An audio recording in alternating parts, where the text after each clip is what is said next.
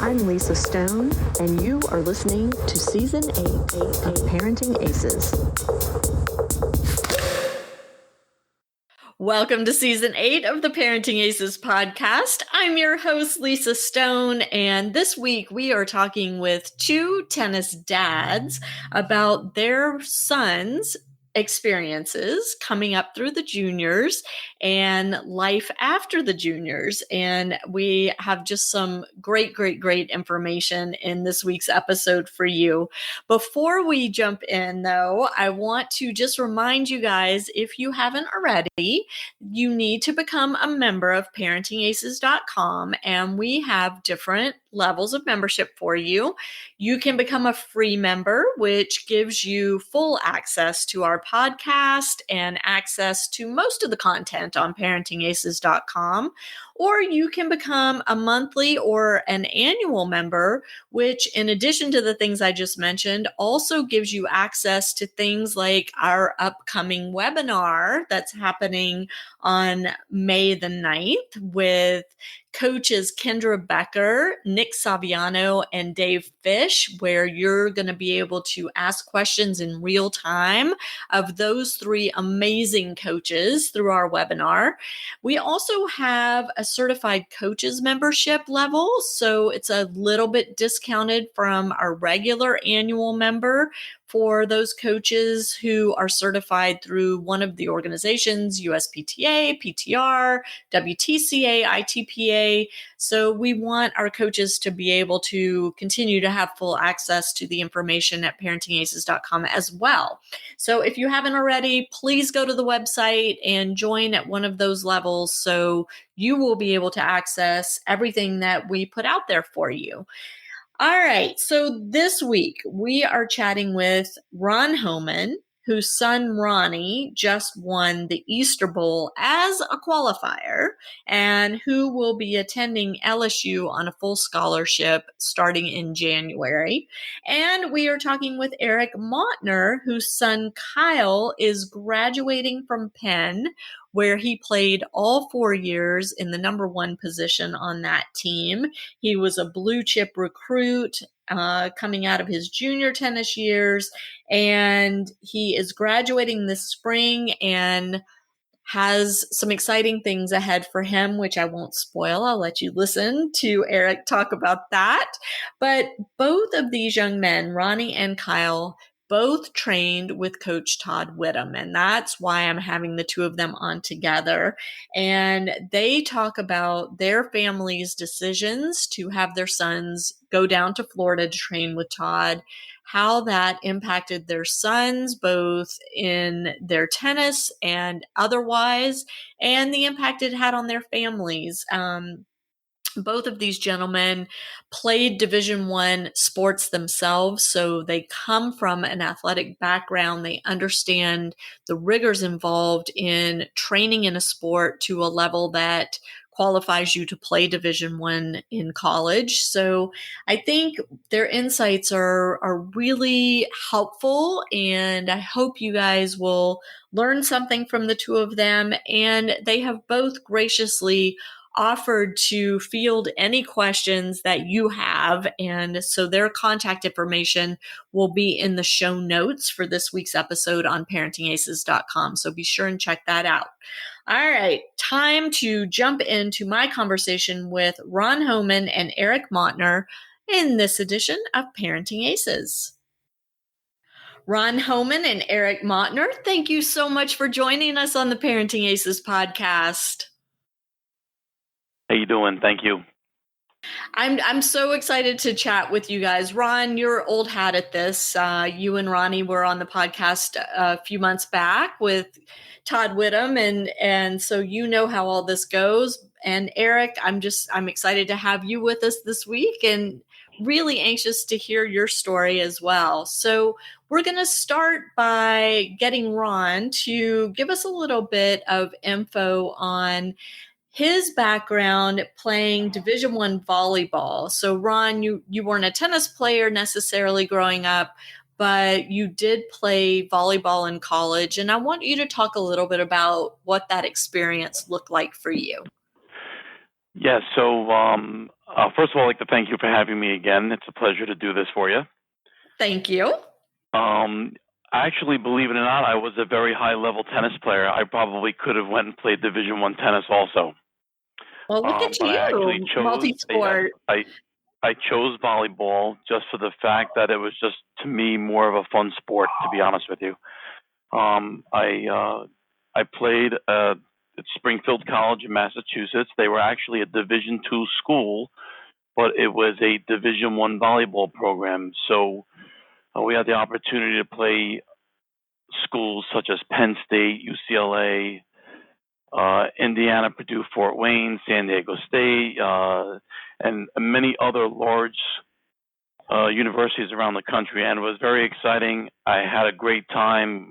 We actually finished our best year was actually my freshman year when we finished number 20 in the nation in volleyball.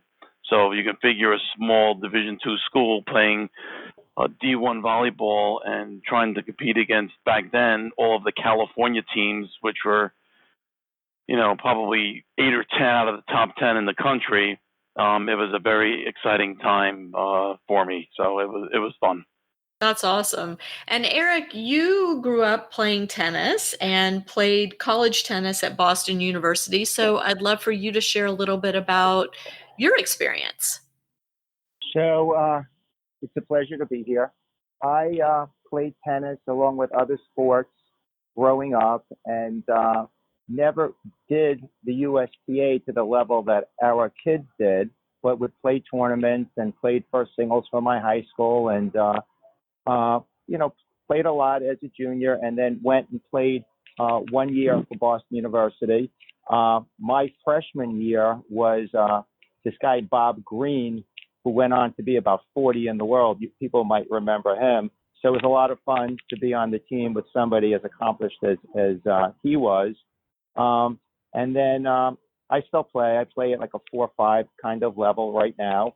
And both my kids, obviously my son plays Division I tennis and my daughter plays Division I field hockey right now. So, both my kids are very active and it was a great experience for me. But it was not at the same level as Ronnie and Kyle, my son. Right. So each of you made the decision to have your sons go train with Coach Todd Widom down in Florida. Each of you lives far away from Florida.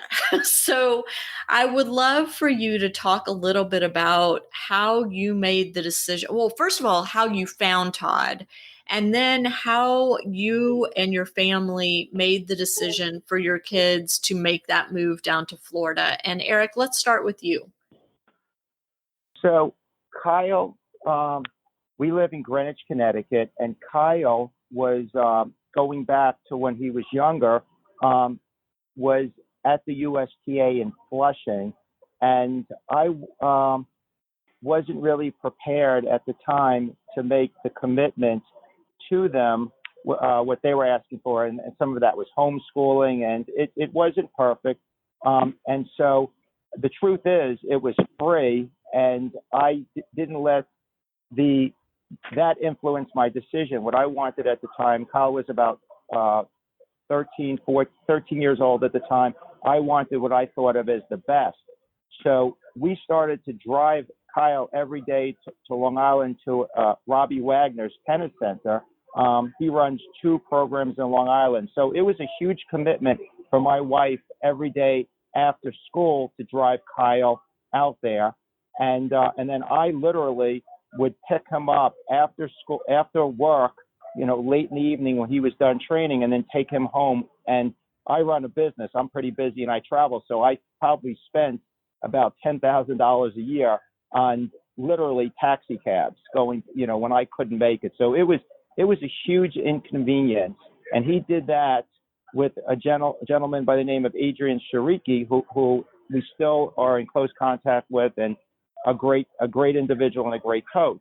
So we were looking for a situation that was better, more cohesive. And so we came across Todd, and Kyle lived with Todd for 2.5 years during the high school years, and Kyle came back senior year to graduate from Greenwich High School. So he split the two most important years of his development living down in Florida with Todd. And, one of the things that I tried to do was manage it from the standpoint that I didn't deal with, the metaphor, the X's and O's, but tried to find an environment where I thought was productive, safe, competitive, where Kyle could develop. And that's what Todd represented.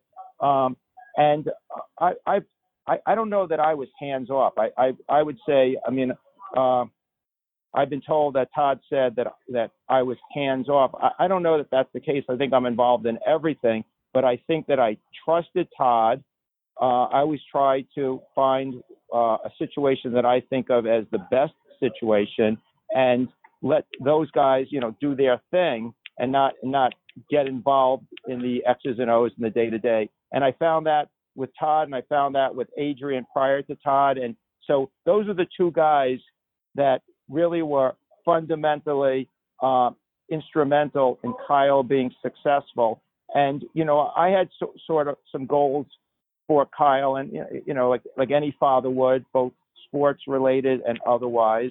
And, I just tried to manage the situation as best I could so that he could be successful. And, it worked out to my expectation in terms of, I can't tell you that he accomplished, and I don't think that Kyle would tell you he accomplished everything that he set out to accomplish, but I would say it was hugely successful. He had a great junior career, went to the school that he wanted to go to, and he had many options, and he had a great college career. And I do credit Todd. I do credit, the folks that he worked with before, being Adrian and Robbie Wagner back at home. And I, credit my wife, and I credit, the environment that we set up for Kyle. And so how did Dad from Greenwich, Connecticut find a young coach down in Florida? It was word of mouth.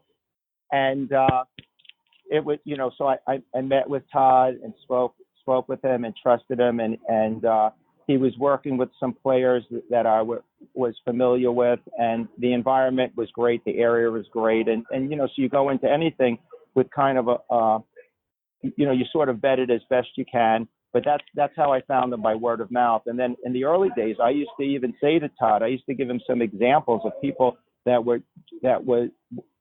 good at marketing, but weren't nearly as good as Todd is at the X's and O's of tennis and the whole development of tennis. So Todd was doing it to a great degree under the radar and quietly and by word of mouth.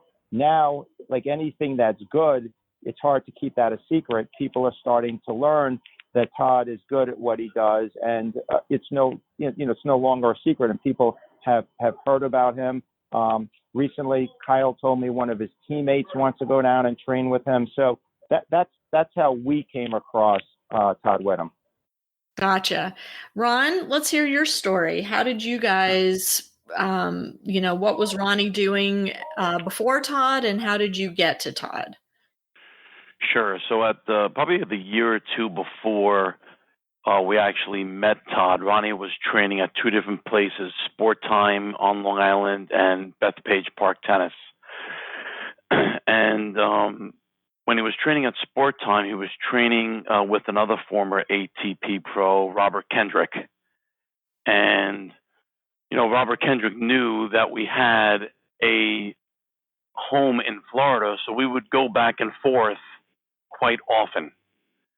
And at the point where we would have a vacation, whether it was Thanksgiving or Easter or whatever vacation, or during the summer, we would go to Florida and Ronnie would train at a typical camp down there, whether it was Everett or he trained the Kozlov Tennis Academy and other academies like that. But then Kendrick said, why don't you train with this guy, Todd? I played with him on the tour. I highly recommend him. So the next time we went down to Florida, we set up some time with Todd, and probably within the first, I'm going to say 10 or 15 minutes of, Todd just hitting with Ronnie, I could see already that the two personalities would gel. And that's very important when you look for a coach for, your child. And also, Ronnie needed a specific type of coach, somebody that was going to push him. And Todd had that type of personality where he would push Ronnie. So we continued to work with Robert Kendrick up in New York and Todd for probably about a year to a year and a half. How old was Ronnie at that point? Sorry to interrupt. Ronnie was probably 13. Okay. Well, I'm sorry. Ronnie was 12. Okay. So maybe a year younger than Kyle was when the Mautners first connected. Okay. Right. So Ronnie was 12 and then trained with Todd and Robert for the next year and a half, going back and forth. And then in February, actually it was January, I think it was when it was 4, so it was 3 years ago. So January 2016, or 17, I can't remember, my math is right. Actually, Ronnie came to us and said he wanted to move and live with Todd and start training to be a professional tennis player. So it was kind of interesting when he approached my wife and I and said, I want to go move and live with Todd. But we said, well, that's really a big commitment, Ronnie. You're only 14 years old. We don't know as a parent how we feel about that. So it was a month before the typical winter break you have up here in the Northeast with school. So we told Ronnie, said, why don't you go to Florida for that 1 week off and stay with Todd for 10 days and see how you like it. And at this point in time, Ronnie was actually already being online schooled. So it was easy for him to make that transition. So Ronnie stayed with Todd for those 10 days and never came back. So he's been training with Todd ever since, and now just past his third year. And, Ronnie continues to train with Todd every day. And now that he's old enough to drive, he's actually driving the tournaments by himself with and sometimes without a coach. And so do you guys have other kids? Yes, I have a 19-year-old daughter who's actually attending the University of South Carolina studying engineering. Awesome. And so how was that with his sister, or was she already gone when he made the decision? No, she's only 1 grade ahead of Ronnie as far as school goes. So when Ronnie left, she was still home for 3 years. So it was a little hard for her, and but she dealt with it. She knew Ronnie had a passion for tennis, and Ronnie's got a great ability, and she really didn't have much say in the matter. But the one good thing about my two kids that they are very close to each other, and they always keep in close contact. That's really nice. So Kyle is just finishing his college tennis career. Ronnie will be starting his college tennis career in the fall, if all continues on track as it is now. Eric, what advice do you have for Ron about the college tennis years and what's getting ready to happen? So I have a lot of advice for a lot of people, but I don't know that Ron needs advice from me from the standpoint that his son is doing just fine. But if I could share, I would say that people, parents, you asked specifically regarding college. I think it starts way before college, and it starts probably when they're 9, 10 years old, to determine how as the parent, how much does the kid like it, and how good is or how important is it for the parents that the child become really good in tennis. And if it's important to the kid and important to the parent, you have to put in the time, and the child has to play and be committed and all those natural things. And it sort of takes a life of its own from the standpoint that by the time a child is in 11th grade, they're gonna know their ability, and they're gonna know what kind of college tennis they want to play, and they're gonna know their dreams and where it takes them. So Ron wants to be a pro, and he's going to LSU, and he just won the Easter Bowl. Congratulations on that amazing accomplishment. So he's fast tracking, and so I don't know that I have any advice, because he might stay a year or two and then go pro, or he might stay 4 years. So the advice that I would have would be maybe more general to other kids. But I would say that in particular for Kyle, I endeavored that he go to a place where like an Ivy League school or similar. When Kyle was 9 years old, Kyle was an ice hockey player, in fact, and that was his main sport. He really switched when he was 12 to tennis and got good pretty fast. Like one of his early accomplishments when he was a 12-year-old was making the quarters of winter nationals, and I remember him saying, "This tennis is kind of fun." So, but somebody asked me, and that's really what happened. And he was playing ice hockey. We went down to some national tournament in the summer of when he was 12, and he won it. And he was unseeded. Nobody knew who he was, and he was pretty steady and committed kid.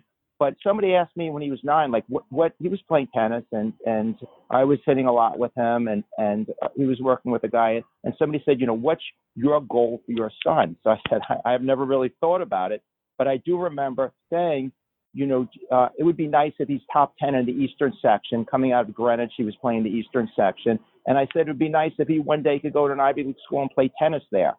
So anyway, Kyle, every age group was top 3 in the section. And he could have went to virtually, any school that he wanted to when, virtually, when he was ready to go into college. So that goal worked. And I would just say to parents, or my advice would be to set a goal and stay the path and make sure the kid likes it, but it's not going to happen. I mean, you have to know what the path is, and it's not going to happen by accident. And if you're going to play for a good college, you have to determine, what your goals are once you get to school. A lot of kids, when they get to college, do not get better. Kyle did get better. He in particular went in and he played number 1 for the university as a freshman and played number 1 all 4 years, which is a great accomplishment. And he, in particular to Kyle, made first team all Ivy League all 4 years. So he was successful in his first year, and he progressively got better each year, and he worked at it. So I guess my advice to somebody who's entering college, and probably not in particular to Ron because he's at an elite level, but I would say if you're going to college, you have to decide, do you want to get better, or did you accomplish what you wanted to by getting into that particular school? And, are you done? Or are you just at the beginning of the next phase of your college career? Because a lot of people in college can get better, and a lot of people in college do go on to play pro tennis. It's as we all know, to make a living in pro tennis, you have to be amazingly good. I mean, if you're 400 in the world in baseball, you're making millions of dollars. If you're 400 in the world in tennis, you're making negative money. I mean, right. It's costing you more. So it's a very difficult endeavor, and it's different than other sports. It is uniquely different in the sense that, like last year, 1,300 different people played in the major leagues. That means 1,300 guys were making a living in the major leagues. If you're 1,300 in the world in tennis, it's meaningless, other than the accomplishment, from a financial standpoint. So anybody going to college, I think they have to set, like anything, what is their goal? What is their path? How badly do they want to get better? It's all about goal setting and then accomplishing those goals. Speaking of Todd Widom, I think that Kyle still trains with him. He went back around Christmas time, right after New Year's, for a week and trained with him. He went down on a particular weekend during the season to train with him. So this is his senior year. So Kyle always tried to get better, and Todd was always there to help along the way. So it was always a very good relationship. But I think that was your question is, what advice would I have for somebody going into college? There's a lot of advice, but kids have to set their goals and stick to those goals, because a lot of people don't get better once they get to college. It's what the kid wants and what the coach can do. I mean, like using Ron as an example, he's going to LSU, where I believe it's Andy Brandy. Yep. Who, right. So like I remember Kyle hitting with Andy Brandy's brother many years ago. So I know, of Andy Brandy, and so he's going to have great coaching, and clearly he wants to be special. And so he has a different path than somebody else who's going to school. So hopefully that answered your question. And if there's anything, any other questions related to that, I'd love to respond. Well, let me just ask you as a quick follow-up, and then Ron, I promise I'm getting over to you. Is Kyle planning to pursue a professional tennis career after graduation, or are other plans in the works? So it's a great question, and it's a sensitive question. Kyle is getting better every year, and there's no doubt in my mind that a year from now he would be much better than he is now. He continues to get better. But he happens to go to UPenn Wharton, and it's very difficult to get great jobs in what he wants to do. He decided that about a year and a half ago, he decided he wanted to go into investment banking. It's very difficult to get those jobs. And he was fortunate enough to get a really good internship and then be offered employment at a really prestigious firm. So he's a little bit at a crossroads, and right now his intention is to work, to go down into finance and not pursue the pro path. However, if you asked me, as his parent and as a person who's been around tennis for a long time, seen a lot, and certainly has an opinion, Kyle would progressively get better, and Kyle's lefty, and he's getting bigger and stronger all the time, and he probably could have some success at some level, but it would be unfortunate if he doesn't have the opportunity to try, because then it's one of those things you'll never know. But to answer your question, at this point, he's planning on pursuing his goals in finance with the job that's forthcoming. Fantastic. Well, congratulations to him and to your whole family on his success in college and now having this job offer. That's amazing. I kind of feel like with this new ITF World Tennis Tour, I think he's maybe making a really good decision. So yeah. It's gotten way tougher out there for these kids trying to pursue the professional path. And so, I wish him all the best. And I know we'll keep following him, especially through Todd and, and other ways as well. Ron, let's talk about Ronnie's path a little bit. He, as Eric mentioned, and as we've talked about before, is planning to go to LSU in the fall. He has had a phenomenal couple of years on the junior circuit in professional events. As Eric mentioned, Ronnie won the 2019 Easter Bowl, which came in having to go through qualies, I believe, right? Yeah, 3 matches in qualifying. Crazy. And next week, I actually have Todd on the podcast, and we talk a little bit about that, Ronnie's, kind of whirlwind trip to the California desert and doing so well out there. So listeners, make sure you tune in next week to hear a little bit more about that.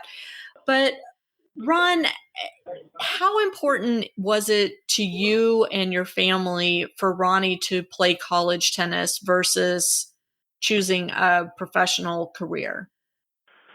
Well, the one thing we did as parents is we let Ronnie make those decisions. Okay. One of the things that Ronnie is striving for is to play professional tennis. Whether he does or not, that will be his decision. And his decision alone, and then we've allowed him to make those decisions. I was extremely involved when he was younger, pushing him to play and doing a lot of off-court training with him. But once I met Todd and got comfortable with him and his training the kids and his academy, there was no reason for me to be involved because I had that much confidence in the way Todd ran his academy with the help of Pierre. So with Ronnie is actually starting school January 2020. Okay, he could have started in September like everybody else, but he wanted to play the tour for the balance of this year, or at least try and play futures and challengers and getting that wild card for the U.S. Open Juniors. So he wants to play professional tennis for the balance of this year, which we were allowing him to do, just so he can get a feel for what he has to do, what he has to accomplish, and how hard it's going to be to compete at that level. And it's extremely hard. And Ronnie has played some futures, lost first round in most of them, and he's competitive in these matches. These first round losses are 3-set matches that he's losing. And when you look at the UTR ratings with some of these players are quite a bit higher than Ronnie, and Ronnie's beaten them or is competitive with them. Ronnie's UTR is in the low 13s, and now he's playing some kids his own age and some men who have UTRs in the upper 13s and low 14s. And Ronnie is competitive. He's beaten some of those kids and men, and he's also lost to them, but it's been very competitive matches. So Ronnie is now starting to see, even at that level, which is not really a professional level, how tough these matches and these individuals really are. Mm-hmm. The one other thing that you need to take into perspective here, we live in America, so we provide our kids with a great life. Some of these other players and other kids who come from around the world don't have the same life that these American kids do. So it's a little bit easier for the American kids to kind of sit back and take the easy way out and know they have their parents to lean on. Some of these other kids coming in from these countries really don't have that option. And, when Ronnie starts playing against some of these individuals, there's a different atmosphere in that match when, these individuals are playing for their livelihood and Ronnie's playing to have fun and win matches. Right. So I think it's a completely different perspective when you look around the world to see where people are coming from and what their upbringing is. And, some of these players need to win for survival. And Ronnie doesn't need that. We've provided a good life. He's got a full ride scholarship to LSU. But he still has that drive in him to win. And that's the key. He's having fun playing tennis. He's created his own drive to play and push himself to the next level. And there are times where Ronnie will call me or my wife on the phone and say, Dad, you know what? I want to come home for a week. And we say, Ronnie, talk to Todd, figure out the best time you come home whenever you want. And that's very important because even him at his level and the amount he trains, he needs a vacation. Absolutely. Just like we all need a vacation from our job. Right. So that's probably one of the most important things, is giving Ronnie the vacation a handful of times a year. And he actually comes back a week later better than the previous week. So yeah, he really needs that time to shut down and refresh and have some hug time with mom and dad. Yeah, exactly. I mean, I get that. Right. Yeah, but ultimately he's a kid. we've left those decisions up to him on what he wants to do. But if he right now said, I want to go play pro tennis, we wouldn't let him. He's not ready for it. And do you have that conversation with Todd as well? Or yes. Okay. Yes, Todd and I, we communicate quite often, sometimes weekly, sometimes every couple of weeks, or sometimes we don't talk for a month. It really all depends on how Ronnie is progressing.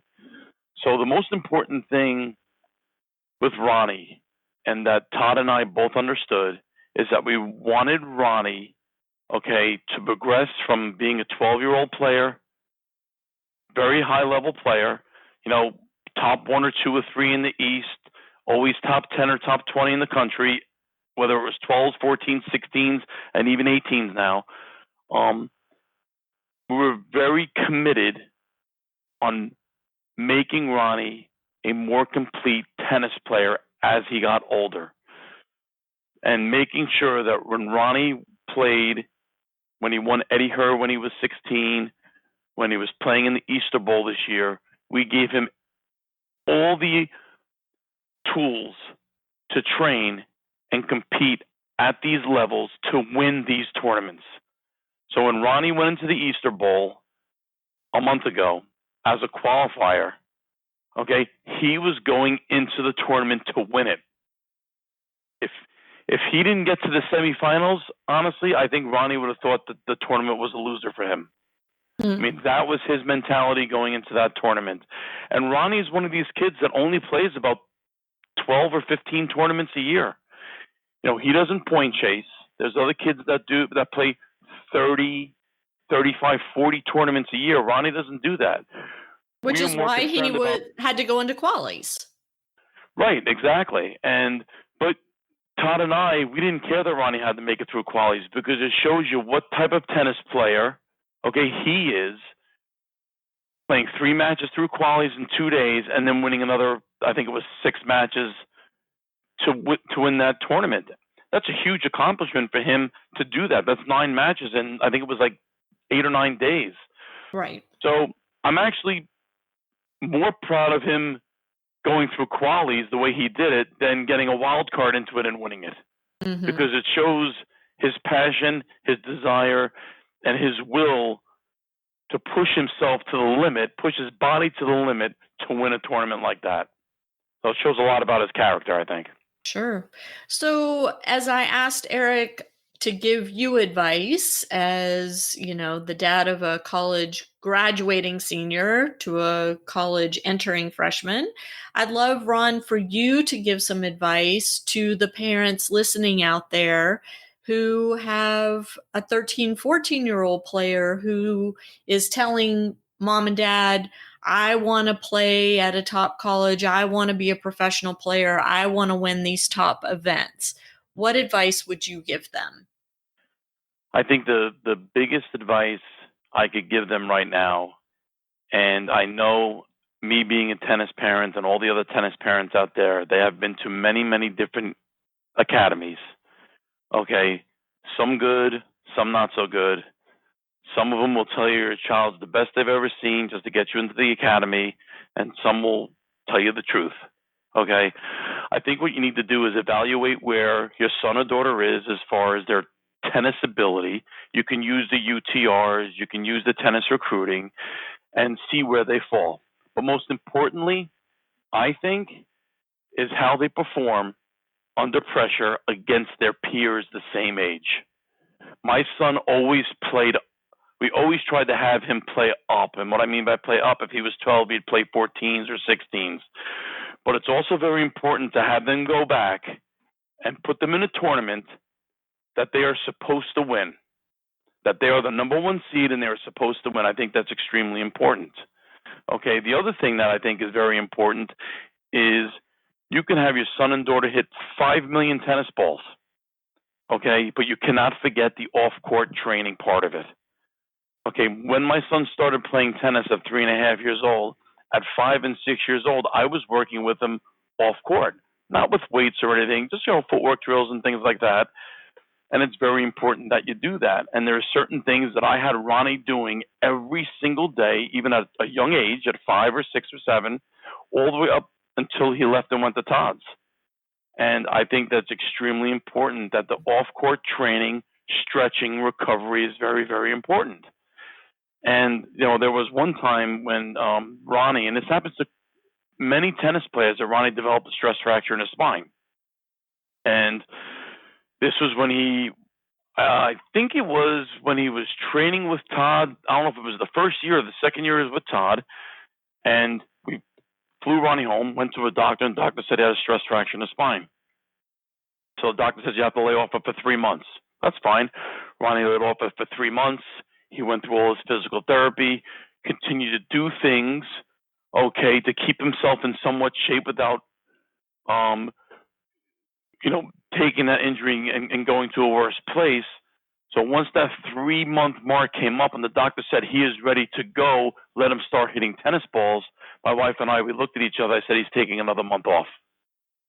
I said, you want to know why? Because I heard too many stories of kids getting injured, okay, and their parents pushing them too quick to get back into the game at a young level. It's not worth risking the injury. Again, I've seen it happen with many, many kids, very talented kids that can't play tennis anymore because they didn't wait enough time to make sure their body healed. And that's one thing that we did as parents, is we did not push Ronnie back into tennis until we knew 1,000% that he was ready to go. And then we'd give him additional rest after that just to make sure. So that's very important when you're at such a young age, that tennis is a marathon. It's not a sprint. Okay? Having your child take a few months off of tennis is not the worst thing in the world. My son was back hitting tennis balls after 4 months off within 3 weeks, like he was hitting them 3 months ago. Right. So that's one of the things that's very important. I want to stress to all parents.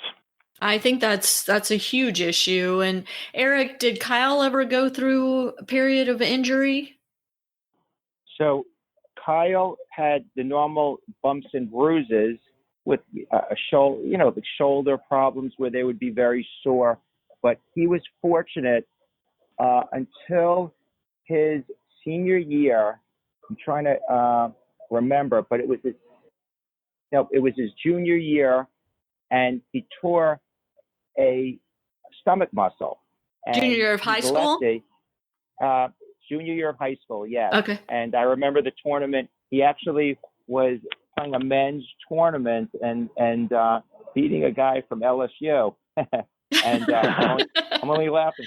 And then he actually got injured at that moment, and he had to withdraw in the match. And so he tried to play through it, but he actually made it worse. And he was with Todd, and they tried to do some physical therapy. So he took off 6 weeks. So that was lucky for that was his most, he actually had like a hole in the stomach. And that is a prevalent injury in tennis. Yes. So it's important, listening to Ron speak about all the off-court work. It is important for kids to develop their abs. I mean, that is you see that, and it's important that they stretch, because and it's always the off muscle. So in Kyle's case, he injured the right side of his stomach, and for a righty, it would oftentimes be the left side, just because on the serve. But anyway, that was a problem. And then freshman year in college, he played through plantar fasciitis, which was painful. But that's part of growing up, and that's part of the sport. But he was fortunate. He never had anything like a stress fracture like Ron had. And but it's a lot of it, let's face it, is precaution, it's training, but a lot of it is also good fortune, like anything. Sure. So, I mean, these boys are having a lot of success. They have gone down very similar paths to this point. And it's so interesting to me, Eric, that Kyle is as of today, which I totally understand things can change, but as of today, he is choosing to pursue his academic goal, his career goal, the finance goal over the tennis thing once he graduates from Penn. And Ronnie, on the other hand, is going to test his hand and take advantage of that 6-month grace period rule with the NCAA and see how things go between now and January with professional tennis. And for those of you not familiar with the 6-month grace period rule, please listen to my podcast with Ken Javara, where we discuss that rule and how it affects a lot of these kids coming out of high school. But I just think it's so interesting to talk to the two of you and to hear your thoughts on your son's paths and where they're headed and the support that you've given them. Kudos to both of your families for really allowing your sons to pursue their dreams and supporting them through that. Thanks. That's I appreciate that. And if I could just say one more thing, the one nice thing about Todd's Academy is that Ronnie and Kyle are actually also buddies. So even though they're 4 years apart, they do Snapchat or Instagram each other all the time, which is great. And one thing about Todd's Academy, whether you're 13 years old or whether you're 18 years old, everybody plays on the court together for a good portion of the day. And if I had my choice, and if I was to do things differently, I actually would have had him down at Todd's at a much younger age. Really? That's Yeah. so interesting because, he was pretty young when he went down there.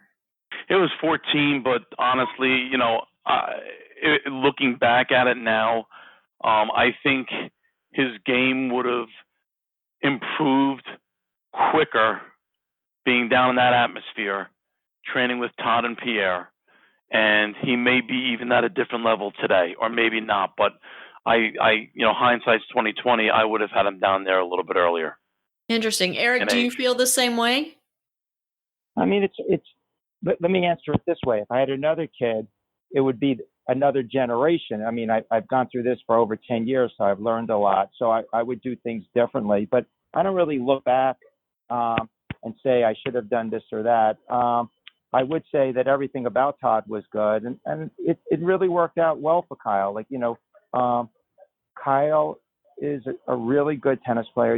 We do pay attention to universal, and people should look at metrics. And the American disease is when somebody doesn't look at metrics and they don't have barometers. It's important to set your goal. If Ronnie's a low 13, he's going to clearly get to 14 very quickly. And so I don't know that I would change anything. Kyle had that really good career, and if anything, I have some sadness that he ran out of time, because he is one of those young men who's getting better. But everything, has its path, and I would say that the time that Kyle spent traveling and the time he spent with Todd has created a lot of, made him an individual that can make decisions and think on his own. And he's definitely a strong-minded person. And that's really important in the big scheme of life. And Todd helps that. Todd's not going to handhold you. He's going to let you develop.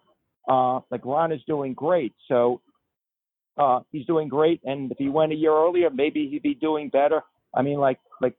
Ron just said, Ron Sr., like he just said, you never know. So, it worked out very well. Todd did really well for Kyle. And, it's not over. We'll see how it all, tennis is a lifetime thing. I just don't know that Kyle, that his path was to go on the Pro Tour. Who knows? But I really don't, to repeat, I really don't look back. He had a great career, and Todd was a big part of it, and Ronnie Jr. was a big part of being able to train with Kyle. So it was all good. Eric, let me just ask you this. How much impact do you think Kyle's tennis had on him getting this amazing job offer? It had a tremendous amount, just tremendous. You have to understand the path to get these investment banking jobs that are very competitive. You have to be able to get an internship, and then it has to lead to something. So it's very hard to do that. Kyle did that completely on his own.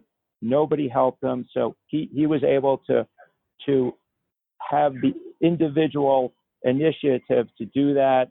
And then when you have those jobs, it's like anything else, you have to perform. And if you're performing, anybody can go enter a tennis tournament. If you want to go and qualify and win 9 matches and win an Easter Bowl, that is what I call some serious performance. And that's in every aspect of life. And you have to learn to perform. And it has helped. The tennis has helped shape Kyle in every aspect. He had to work 80 hours a week last summer when he did this internship. And he had no problem putting that time in, and that is all because of tennis. And when that internship ended after 11 weeks, he was on the next flight out to Todd to train to get ready for the season. And being that he hadn't played tennis for the first time, we talk about injuries. This was other than that one injury for 6 weeks when he was off the court. This was 6 weeks, or I don't know if it was 6 weeks or 6 months. I can't even remember anymore. Other than that time, this 11 weeks when he was off the court was a difficult and long time. And he went down and he had blisters on his hands and his feet. And so specifically, the tennis shapes these kids in many ways for life. It teaches them tremendous discipline. And that's what I said earlier, like if a kid decides that he wants to be really good, what does that mean when he's 10 years old? That means doing that off-court work, as Ron said. It means, putting the hours in. It doesn't happen by accident. I mean, unless somebody is just a super athlete, it just takes a tremendous amount. In any sport, it takes a tremendous amount of effort, and it does translate. It absolutely does. Sure. Well, I want to thank both of you for taking time out to chat with us. I know you're both so busy, and it's just, for me, it's always enlightening to talk to other parents whose kids have followed different pathways and, who are finding success in not just their tennis life, but their life in general. And so kudos to both of you for raising these such accomplished sons, and wishing both of them all the best as they pursue this next phase. And for Kyle, that means a life back in the real world, and for Ronnie, his jaunt on the pro tour with the light of college tennis shining down the road for him a little bit. Any last words you want to leave us with, either of you? I'll go first. I just appreciate your time and having us on the podcast. I actually enjoyed doing this. I love the sport of tennis, and I think the boys have gained a tremendous amount of knowledge for being the level of tennis players that they both are. And, I just want to wish Kyle all the best, and I honestly think he's making the right move. He'll make more money being an investment banker than a tennis player.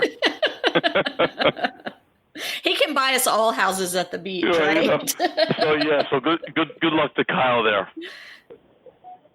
And Eric, how about you? Any last words?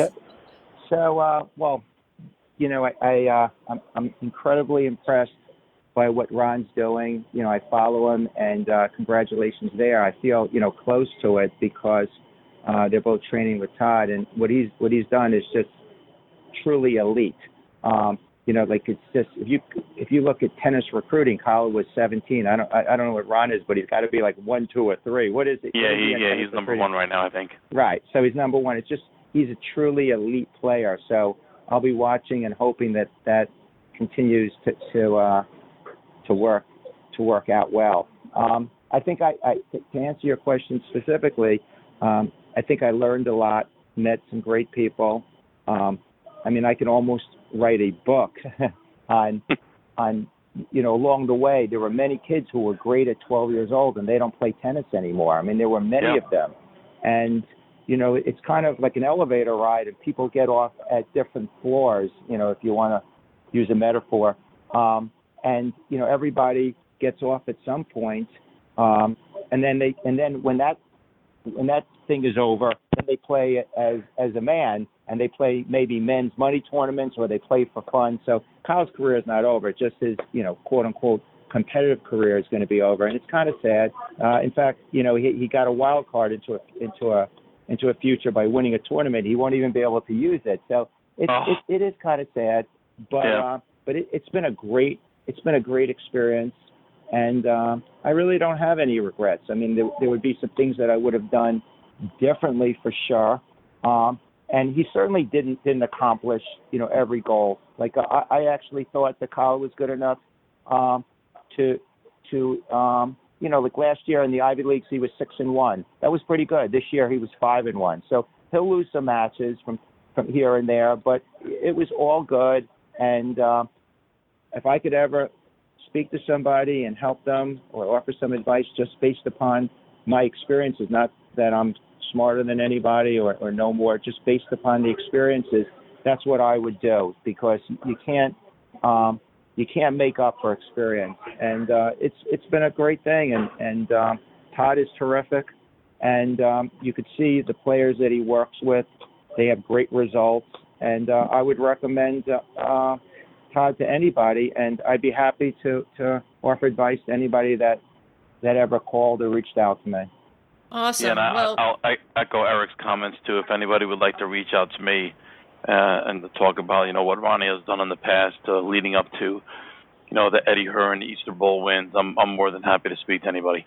That's so generous of you guys. And to the listeners, I will include Ron and Eric's contact info in the show notes. So be sure to check those out on ParentingAces.com. And guys, thank you so much for that offer. I want to just highlight one thing that just came out, and I think this is really important.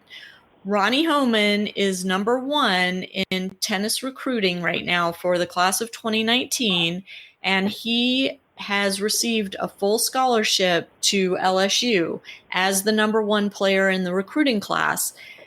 Those full rides are very few and far between. And as the number 1 player in his class, it's an amazing accomplishment for him. But I don't want parents to hear, oh, this kid got a full ride to LSU and, hear that in a vacuum. I want you to hear it in the context of he's the top player in his recruiting class. So yeah. They are very difficult to come by, and many schools that we spoke to, even with Ronnie, Ronnie's been fortunate enough because of the level he's playing at. Many schools are offering him a full ride.